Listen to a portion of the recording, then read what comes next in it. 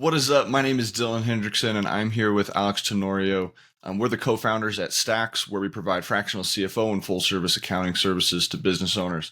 We're just going to have a quick conversation around some accounting and finances when it comes to your business, and I'm going to ask Alex, who's my business partner and a CPA, what he thinks about a couple of things. Let's do it.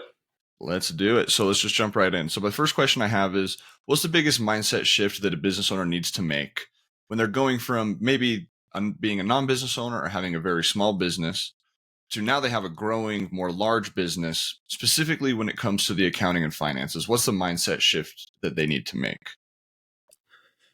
The mindset shift to me, I think, really is to start getting organized, really being purposeful about tracking the financial activity of the business. So, I think early on, there's more priority placed on just getting revenue through the door. Once you start growing and once you start hiring, um, you really do need to start taking these things seriously because the financial data is going to help guide you scale, make additional hires, look around corners for cash flow, look around corners with your financial data to see um, what you're actually profiting for your services, um, where you're overspending on cost. If you're keeping personal stuff and the business stuff separate, I think it's just a level up in terms of, okay, this is actually a real business now and we need to treat it as such. And there's real world implications for the things that you're going to be doing, whether that's taxes, whether it's even something legality wise, but especially in terms of growth. You can't, you're flying blind if you're not honoring the numbers and knowing your numbers. If you don't know how profitable you are, um, you're flying blind, and basically things can creep up on you if you're not staying on top of them. So I think definitely like organization is a big one, and just being really purposeful about getting a really good understanding of your numbers, because it will be a driving force for like your decision making as you start to make more higher level growth decisions, hiring, figuring out what your margins are on if you sell multiple services, what your costs are to fulfill each one of those, what your tax liability is going to be like. All these things really matter. And, if you're going to start stepping into a role of a CEO, it becomes really important. So, Absolutely. Yeah, to me, it's kind of like going from thinking about accounting and taxes and finances as just purely a compliance thing and I have to do, and moving to a mindset of, okay, this data can actually be super useful to me, and it's actually one of the biggest um, unique advantages that we can have as a business if we have our numbers super dialed in, because now we're making decisions based on data and not just gut feeling all the time. yeah, 100%. It's required. I mean, there's a reason why accounting is the lifeblood of business. It's always going to be an essential piece of a company. I mean, like, if you're just starting out, get revenue through the door. That's more of a priority. But once you start growing, it becomes a requirement. I mean, you just can. It's just not even an option.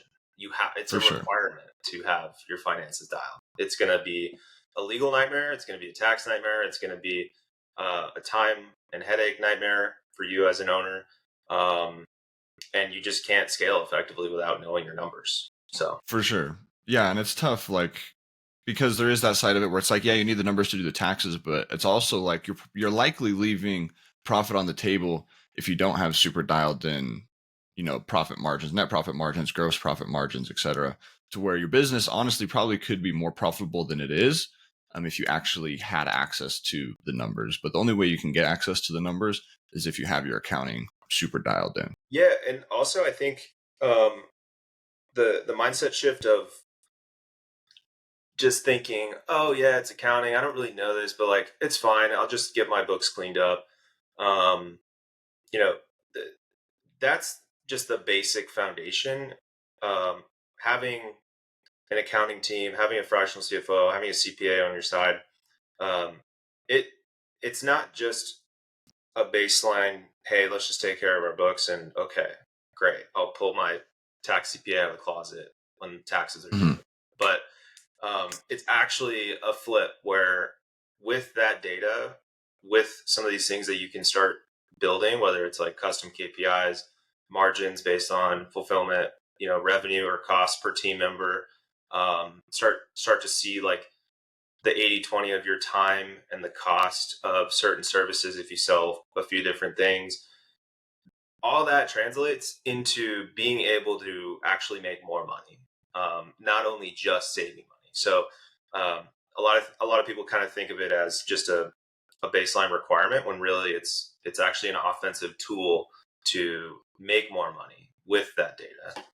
Absolutely. So yeah, so the shift from, oh, it's just straight compliance I have to do, to, okay, I can leverage this to actually make more money and make my business more efficient and more profitable. 100%. Awesome.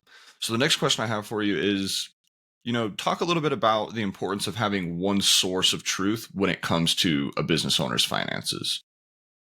Yeah, I mean, I would give the example of like if you're running ads on Facebook, you're going to go to one place to see all the analytics and get an understanding of, what my click through rate is on this ad, what my ROAS is on this ad, which ads are performing better relative to the others. It's the same thing with your financials. If you have multiple bank accounts, multiple cards, you're mixing personal stuff and business stuff, you're not tracking things in one central platform. It just gets messy and it just makes it, again, it's just like a complicating factor that is going to keep you from ultimately doing what you're going to have to be doing, which is tracking it all and leveraging those insights and the data to make those decisions. So, yeah, I mean, it really comes down to like a required organizational input for you as a business owner.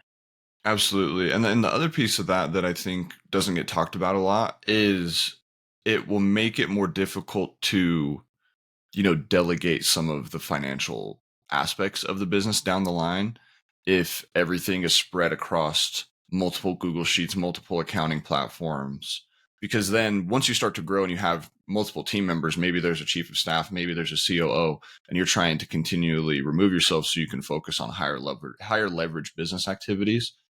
It makes it so difficult because there's so much nuance about where the finances are, and there's no source of truth, so it's hard for those team members to do what you've probably hired them to do.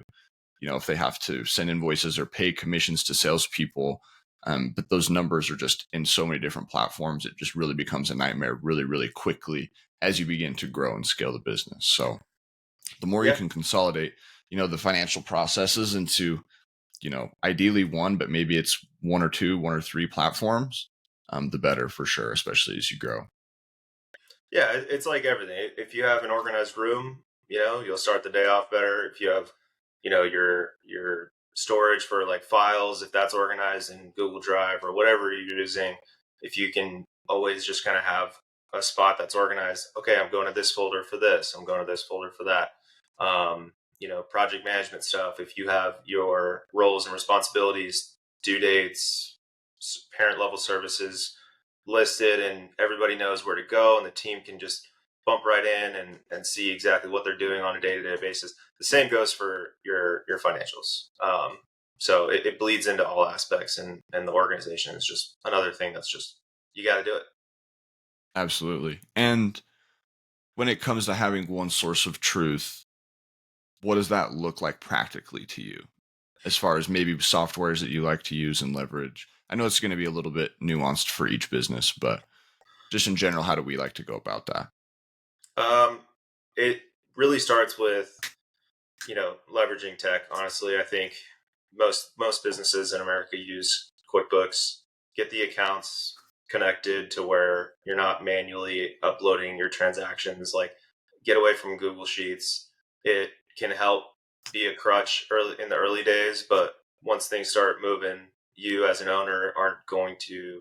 You're not going to want to be dealing with manually updating your Google Sheets and kind of having a spotty. Here's kind of what I think I made. It's got to be comprehensive. So connecting your accounts, having a simplified chart of accounts, breaking out your revenue, your types of revenue, breaking out your exact like costs for fulfillment, to where it's not just all lumping into sales and expenses. Um, being, you know, being practical about the amount of credit cards and, and business accounts that you have.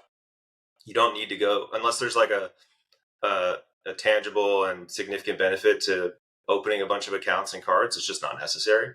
I agree. But making sure that's all connected in one place is super important. And again, it just goes back to like cleanliness and organization. It The more things you have spread out where it's not getting tracked in one place, the more difficult it's going to be for you and your team members to, basically analyze and make decisions based off of it. Yeah, and the accounting platforms have become so sophisticated at this point, you really can do 90% plus of what you need financial wise within these platforms. I mean, in QuickBooks, you can do everything. You can invoice, you Yeah. can pay bills, you can pay contractors, you can run payroll, to where ideally you're keeping that all in there. And that's not saying that you as a business owner should be in there all the time. I mean, ideally you have a team member or you have a fractional team that's handling that for you. But that way, if you have a fractional team handling it for you, they know the ins and outs of QuickBooks. Now, all of your financial data is in one platform. It's in one spot, which is definitely a win. And I totally agree with what you said about having an obnoxious amount of bank accounts and credit cards. It just is so unnecessary for 99% of business owners out there. And it might be maybe slightly a hot take or unpopular opinion, but a lot of business owners read profit first. They open up a gazillion bank accounts because they're trying to put some in operating expenses, some in taxes, some in marketing, and split it all up. But that is, in my opinion, just very unnecessary for most business owners, because what really happens is most people don't stick with it. And now you're just have all of these bank accounts and it's just a mess. Yeah, a profit first is like it's helpful if you're kind of a one man band and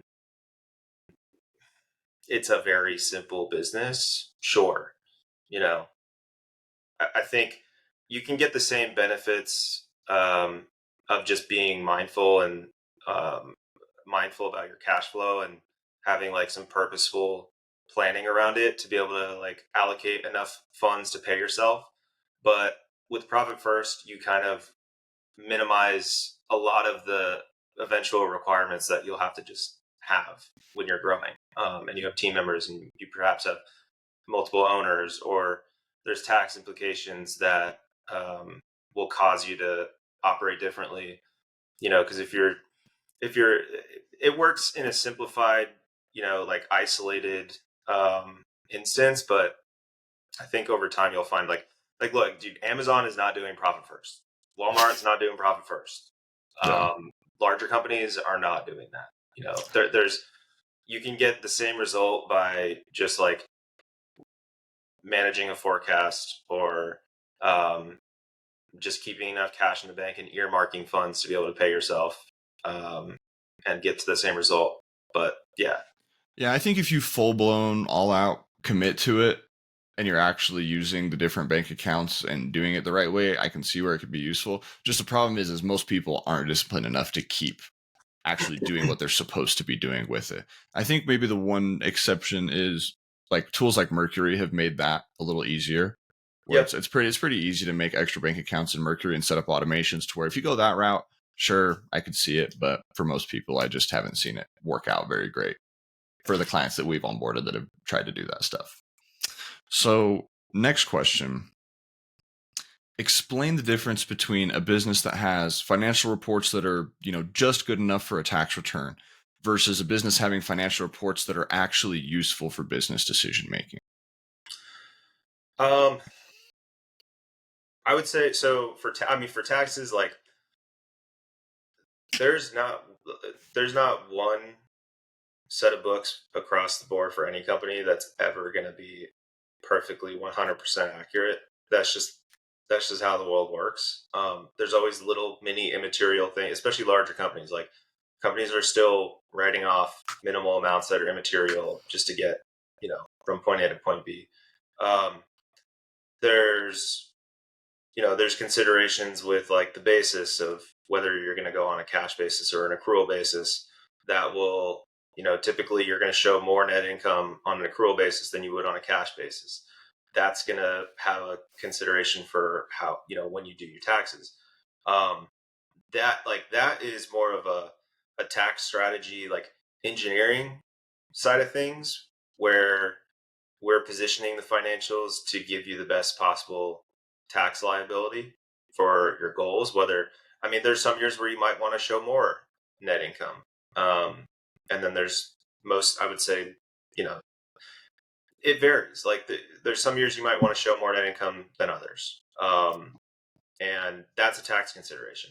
From, like a growth consideration, you want to have granularity into all the costs, all your revenue, looking at your KPIs, crafting KPIs to be able to track your progress, leverage some of these ratios and efficiency numbers for you as a business owner to make those scaling decisions.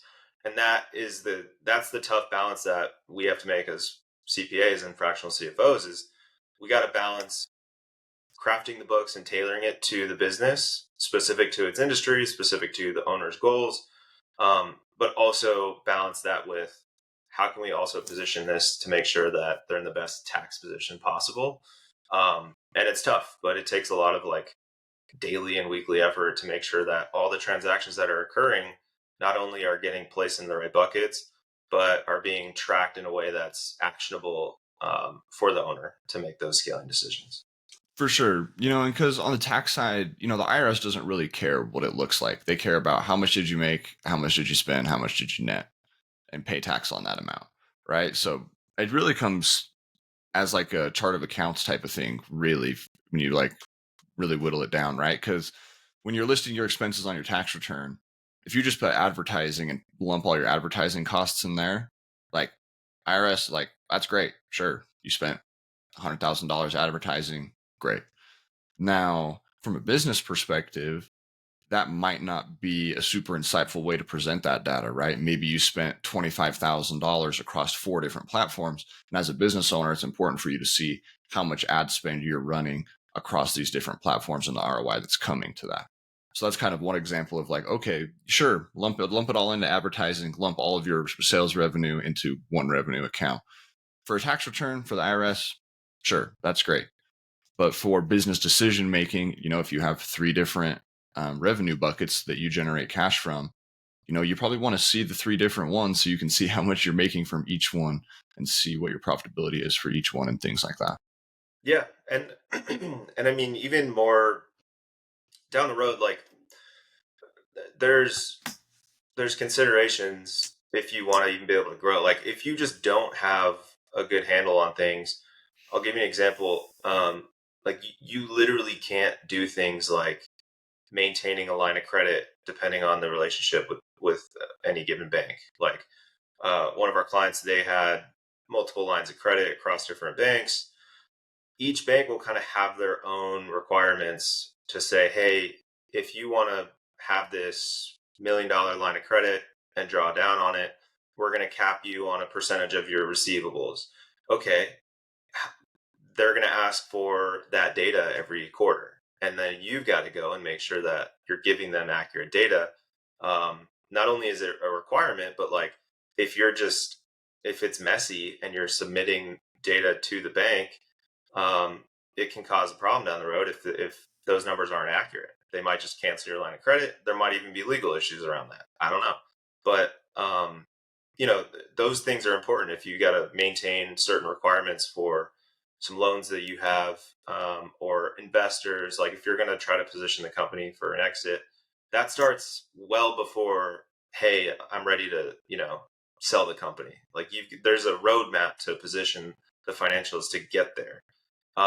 If your books aren't accurate and it's not positioned in a way that is enticing for an investor, they're going to tear your books to shreds. And all that kind Absolutely. of just goes back to you have to at a larger scale. There's many more complexities than just running your transactions through QuickBooks if you're an agency owner, and you're doing $1,500,000 a month. Like that's great. There's still a lot of important things that need to be done there, but once you become a larger business and there's more complexities involved, more relationships, more debt considerations, more tax considerations, more entity considerations, investor considerations, things get complicated really quick.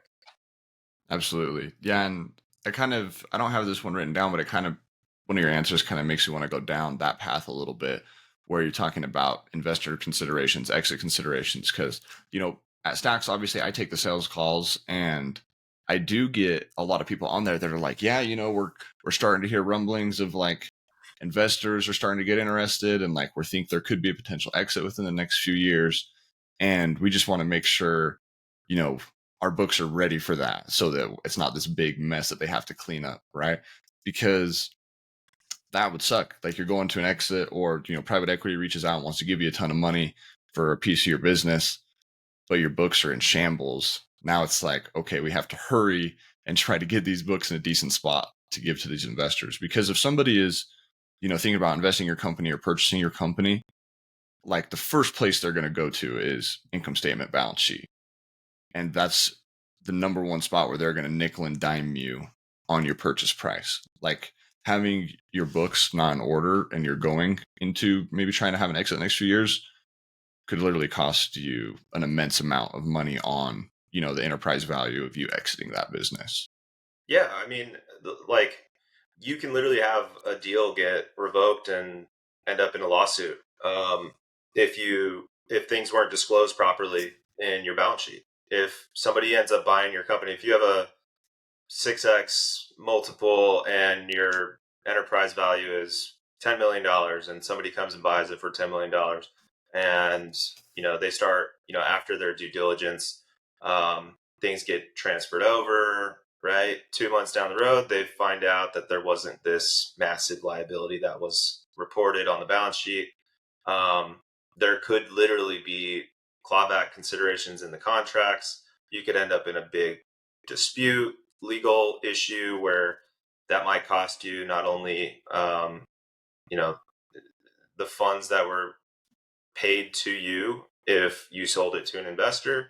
There's a lot of issues that can come up. I mean, especially just um, getting the best multiple for your company. If investors are going to want to see if, let's say, you're an agency that has coaching programs, and they have a recurring um, software that you sell, all that kind of goes to the multiple, because if you have, you know, recurring revenue coming in from um, the SaaS side, if that's not broken out with from the coaching program as well, um, you're not going to be able to command a higher multiple, because it's just not, it's not, you can't understand how much they're making on one-time purchases versus recurring purchases. And investors are going to want to see that. So if you can't break out the two, you're going to be in trouble. Investors are not going to be interested. It might affect your multiple. If the investor, potential buyers, comes in, they see your books and they're just not understanding, or things aren't where they should be during doing due diligence, uh, adding more resources and time to the process. Like, time kills all deals. If you have holes in your books, um, you might lose the deal and people might walk away. So it For can sure. scare off investors, scare off people looking to buy your business. So it's really important. For sure. And you kind of touched on what I was going to say next is, they're going to want to see the financials, but, they're also going to want to know things like, okay, like what's the lifetime gross profit of some of your customers? Like what's your average LTV? What's your churn rate? What is the gross profit margin across the three or four different services that you provide? They're going to want to know those things. And the only way that you can derive, the results for KPIs like that is having the bookkeeping and the accounting be super, super dialed in. So it kind of, it flows. The bookkeeping is just the very basic, categorizing transactions, but being able to get these KPIs and get these metrics to help make your business more profitable, but also position yourself, for an exit if that's your goal is all super important. So Yeah. moving to next question. So we've talked a little bit about financial KPIs and how, your accounting data can help you leverage some of these financial KPIs. So what are some of those core financial KPIs that business owners should be tracking every month and should be trying to improve upon? Um, I mean, it really varies, but I think, gr- gross profit margin is a big one. Your margins broken down by your service revenue components. Tracking your cash flow is a big one. KPIs around receivables, payables. How quickly can you get cash in the door from customers? How much can you extend out? How much you pay to your vendors and how long? Um, you know, average day, payable days outstanding. The longer you can put off paying vendors, and the shorter amount of days that you have where customers are paying you, that all is going to affect your cash flow. Um, Lifetime value, MRR, churn, runway, all these things are definitely really important to track for sure. I think obviously just the baseline, tracking your revenue growth, tracking your profit growth over time, all these things are really important. I agree. Yeah, and the very first one you said is the one that's most important, in my opinion, and that's that gross profit margin. Gross profit margin is so huge because it affects so many different parts of the business, and it's applicable to pretty much every business. Almost every business out there, there's some sort of cost on the product or the service that you're delivering. So seeing how much profit you have after what it costs you to deliver the service, super, super important, because it's one of the most important metrics because if you improve it, you directly improve your net profit margin and your net income if you can improve your gross profit margin. Yeah. And I'll give you an example. Like if let's say you have 5 different tiers of revenue or subsets of customers. If you know that each one of these tiers, the average day until they churn is X amount of days, one, you'll be able to see where the outliers are. If revenue for this service or customers for this service churn on an average of 120 days, um, and all others are churning at 60 or 70. It's like, okay, well, let's maybe dive into this more and figure out why that is. Also, if you know these percentages, you can literally you can take action around it. And this kind of goes back to being able to not only, you know, utilize a fractional CFO as just a requirement for taking care of the books, but actually, if you know these percentages, you can stay on the offensive and actually utilize this data to make more money, and increase the quality of your fulfillment. So, like, if you know that these buckets of clients are churning within X amount of days, you can then you can set some actions. You can have your team basically take action and be like, okay, 2 weeks before this average churn date, 3 weeks before this average churn date, we're going to reach out. We're going to set some time to jump on a call with them and go through things, or add additional value up to that date to make sure that over time that number comes down. So Absolutely. knowing those numbers are going to be really, really crucial for you. And again, it's not just, hey, we're here to do your books, we're here to save you money. We're actually going to empower you and arm you with the data that you need to increase your revenue, improve your performance, increase your satisfaction from your clients. It's yeah, it's crucial, and a small change can, at scale, create a ton of profit, comparatively. Yeah, I think that's honestly one of the biggest silent killers of people's businesses and people's profits is, they'll have, these three different service lines, and or even just two. Say you have two main services that you deliver, and one will have a gross profit margin of 80%, and one will have a gross profit margin of maybe 50 or 40%, but they sell 10 times more the item that has a 40% gross profit margin, and the other one that has an 80% gross profit margin, they just kind of sell occasionally, or they don't really push that one as hard, where it's like, dude, scrap this one, go in on this one, and your profit will skyrocket, right? But like we've mentioned a few times, you never get that data if the accounting just isn't super dialed in.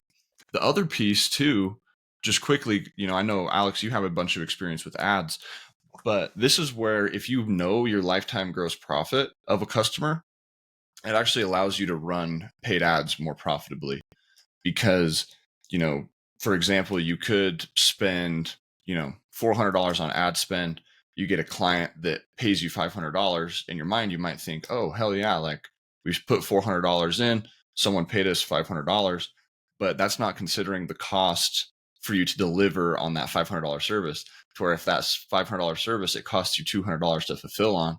Okay, well, now you put $400 in and effectively got $300 back. And that's not a very profitable way to run ads. Yeah. And even the flip side, you might, think it's not beneficial. You might see an ad campaign going, and your cost per call that generates from those ads is $200, um, and see another ad set that's giving a cost per call at $500. You might actually realize, there's been instances where it's much more advantageous to scale the $500 cost per call, because it it permeates through your sales teams. It creates additional, because the $500 cost per call, maybe there's more friction added to the flow, and you're spending more dollars cost, for each call. But the people that are on those calls are much more high intent, much more likely to purchase, much more. They're more nurtured, and they're larger businesses Maybe they stay who twice actually as have long. money, right? That are able, that are kind of the ideal ICP for your service. You might want to, you might realize that that $500 cost per call ad set is actually more beneficial for you to scale up versus the $200 one that might give you, it might just flood your sales team's calendars with a lot more unqualified people and drain resources and time. And overall, that might lead to more churn if you're starting to accept more clients that are unqualified. It's going to, over time, probably start eating away at your margins. So yeah, all these things have these, side effects, that if you're not actually analyzing the data, um, you know, you could start going in the wrong direction. Yeah. So one last nugget on the gross profit margin thing. Um, we've talked about it a lot in these 30 minutes so far. Super, super important metric for your business. And honestly, when we onboard new clients at Stacks, it's one of the things we see that's the biggest issue is most of the people we onboard don't have this broken out, literally 1 ounce. Um, so your cost of services, your cost of goods, that's whatever it costs for you to directly deliver your product or service on your income statement. Those items should go above your gross profit. And if basically the way to know if you have this broken out or not is if your gross profit is the same number as your total revenue, then you don't have it broken out and you need to find a better accountant basically. That can kind of be one of the markers for you. So oftentimes all of the business's expenses get put underneath the gross profit. I like to use a video editing agency as an example, right? You're delivering edited videos. Your cost of services might be paying the editor, paying the thumbnail designer, and paying for software. Those expenses should essentially be above the gross profit line. Um, so Yeah. just something to take away if you're watching this. Um, Yeah. And also, just to build off that, like you will eventually want to streamline your efficiencies of your team, right? Like you're going to want to be able to see, what impact your team members that are tied into those direct fulfillment costs are producing, and the value of that. You might find that, uh, one. I mean, we had this come up with one of our clients. He, basically was, assuming that this one client that he was providing services for was just not very valuable to him, like not profitable. Um, and he was feeling like he was spending too much time on it relative, because he was thinking that this client wasn't actually very profitable. And we basically, come to find out that it was much more of a profitable engagement than he initially thought, because we got in and we dialed the numbers in, and basically showed him, like, here's the actual inputs of costs that you had for this client. You were actually making X amount of dollars per month off this client when you thought you were making half of that. And he was going to basically churn this client, because of that. And he basically had a realization that, oh, okay, like, yeah, this is actually much better than I thought it was, and they kept going. So, um, yeah, it's important to break everything out, and those time efficiencies for your team. What revenue you're generating for each one of your team members, what the cost of um, you know hiring these team members. Those are all going to be predictive values for you to be able to make hiring decisions as you continue to scale, because you'll have a benchmark of how much this employee costs, what department they're in. Um, all these things matter when you're trying to make decisions. Absolutely. Yeah. We mentioned, if you can improve your gross profit, it directly increases your net profit. So the ways you can do that is obviously make your cost of services less, but or you can raise your prices too. But the piece that you want to be careful is, like, obviously you don't want your service delivery to go down. So that might not mean you fire all of your people that deliver your services, right? Like, that's not the goal necessarily. But what it does mean is maybe it comes to, okay, how can I get these 3 team members to be able to fulfill for more clients at a time at the same quality, effectively increasing that gross profit. And that kind of leads into the next question, which is, what financial KPIs could a business owner use to help make better decisions around when to hire their next team member? Because you hear that all the time, like, oh my gosh, don't hire too late. Like, you're better to hire way early than to hire super late. And there's a bunch of conflicting opinions around all of that. So how can a business owner leverage their finances, maybe a financial KPI, to help them hire at the right time? And what KPI Um, would that be? I think, first of all, you want to be able to know, is it just generally even a good idea to start putting more resources behind this aspect of your business? If you don't know um, what you're actually making relative to your other income streams, you won't know if it makes sense, just even at first glance, to start hiring more for that. So getting a good understanding of, like, how profitable is this segment of my business? Should I even be putting more money behind it? Is it worth it? Am I doing the 80/20 of it? Maybe I'm actually way more profitable in this area, and I'm spending less time doing it. Whereas I might be spending twice the amount of time for less profit doing, service B. Um, so I think getting a good understanding of that is kind of like the baseline first, but also, okay, well, if we add on another, uh, say we bring somebody in house and we're paying them $6,000-7,000 a month. Okay, is that going to allow us to facilitate demand for another 10 to 20 clients that are going to come in? And whereas otherwise, not only will we not be able to facilitate that, but we're going to start stifling our operations for the existing clients that we have. Um, you want to make sure that you're hiring in the way that not only is it anticipating your demand, but it's also like predictable. Like, can we actually fulfill another 20 clients with this hire? What's the revenue if we brought on another 10 to 20 clients, and will this one person be able to facilitate that? Then you have a pretty clear example of, okay, if I'm charging 5K a month, we can bring in 10 more clients. That's 50 grand. If I'm paying somebody $7,000 to $10,000 a month, okay, great. I have basically a 5x return on that one additional hire.